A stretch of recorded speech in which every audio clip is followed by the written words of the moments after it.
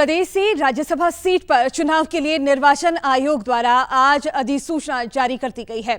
अधिसूचना जारी होते ही नामांकन प्रक्रिया भी आज से ही शुरू हो गई है। 15 फरवरी को नामांकन दाखिल करने की अंतिम तिथि है। वहीं 16 फरवरी को नामांकन पत्रों की जांच के बाद 20 फरवरी तक नाम वापस लिए जाएंगे। 27 फरवरी को सुबह 9 बजे से शाम 4 बजे तक मतदान किया जाएगा और इसी दिन सायं तक चुनाव परिणाम भी घोषित होगा। उल्लेखनीय है कि भाजपा के राष्ट्रीय अध्यक्ष जगत प्रकाश नड्डा का अप्रैल में राज्यसभा का कार्यकाल पूरा होने जा रहा है, जिसके चलते प्रदेश से राज्यसभा की ये सीट खाली होने जा रही है। इस बीच मुख्य निर्वाचन अधिकारी मनीष गर्ग ने अतिरिक्त मुख्य निर्वाचन अधिकारी नीलम दुल्टा की अध्यक्षता में राज्य स्तरीय प्रमाणन कमेटी गठित की है, जो राजनीतिक दलों व चुनाव प्रत्याशियों के विज्ञापनों का पूर्व प्रमाणीकरण करेगी। और अब इस खबर पर ज्यादा जानकारी के लिए आपको लिए चलते हैं न्यूज रूम हमारे सहयोगी धर्म प्रकाश के पास। धर्म, अधिसूचना आज जारी कर दी गई है और अब 27 फरवरी को मतदान होना है। आपके पास इसे लेकर क्या ताजा जानकारी है?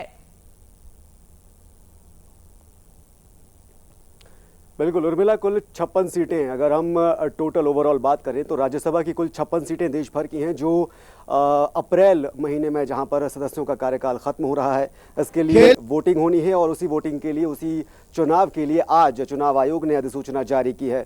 15 फरवरी नामांकन की आखिरी तारीख रखी गई है और 27 फरवरी को जो मतदान है, वोटिंग है, वो होनी है। 15 अलग अलग राज्य, जिसमें हिमाचल प्रदेश भी है, हरियाणा भी है, उत्तर प्रदेश, बिहार, झारखंड, पश्चिम बंगाल भी है। कुल 15 राज्य हैं जहां पर 56 राज्यसभा सांसद जिनका कार्यकाल खत्म हो रहा है और उन सदस्यों की सीटों के लिए ये चुनाव होना है। 27 फरवरी को वोटिंग होगी।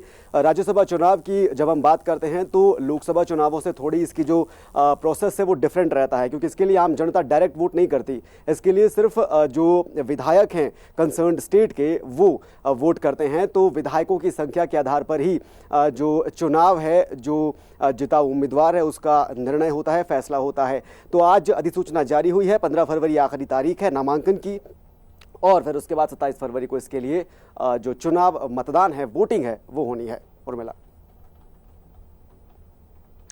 जी धर्म, हिमाचल की भी एक सीट पर ये चुनाव होना है। हिमाचल को लेकर आंकड़े क्या कहते हैं और क्या राजनीतिक तस्वीर यहां बनती नजर आ रही है, आपसे जानना चाहेंगे। बिल्कुल, राजनीतिक तस्वीर की अगर बात करें, जैसा मैंने बताया कि डायरेक्ट वोटिंग नहीं होती है। इसके लिए जनता वोट नहीं करती है, सिर्फ विधायक वोट करते हैं। हिमाचल की अगर बात करें तो पहले तो हिमाचल में राज्यसभा की सिर्फ 3 सीटें हैं और इन 3 सीटों में जो एक सीट जो खाली हो रही है वो जेपी नड्डा की है। जगत प्रकाश नड्डा, जो बीजेपी के अभी नेशनल प्रेसिडेंट भी हैं, राष्ट्रीय अध्यक्ष हैं, सांसद राज्यसभा के वो हैं हिमाचल से। और क्योंकि उनका कार्यकाल अप्रैल में खत्म हो रहा है तो उनकी खाली होने वाली सीट के लिए अब ये चुनाव होना है। हरियाणा और हिमाचल दोनों की एक-एक सीट खाली हो रही है। अब तो हिमाचल में इस बार क्योंकि सरकार कांग्रेस की है, विधायकों की संख्या जो बहुमत है वो कांग्रेस के पास है, तो काफी संभावना ये है कि कांग्रेस के खाते में ही ये सीट राज्यसभा की जाएगी। लेकिन क्योंकि क्रॉस वोटिंग के भी हमने कई मामले इससे पहले अलग राज्यों में देखे हैं, तो उसके भी संभावना, एक तरह से कयास हो सकते हैं, पॉसिबिलिटीज हैं। लेकिन कुल मिला के ओवरऑल अगर हम बात करें तो कांग्रेस का पलड़ा, अगर न्यूमेरिक नंबर्स की हम बात करें तो यहाँ पर भारी है और एक सीट जो हिमाचल की खाली हो रही है उस पर भी 27 फरवरी को ही जो वोटिंग है, मतदान है, वो होना है। और मिला जी, बहुत बहुत शुक्रिया ताज़ा जानकारी के लिए। आप इस खबर पर यूं ही अपनी नज़र बनाए रखें। बहुत बहुत शुक्रिया।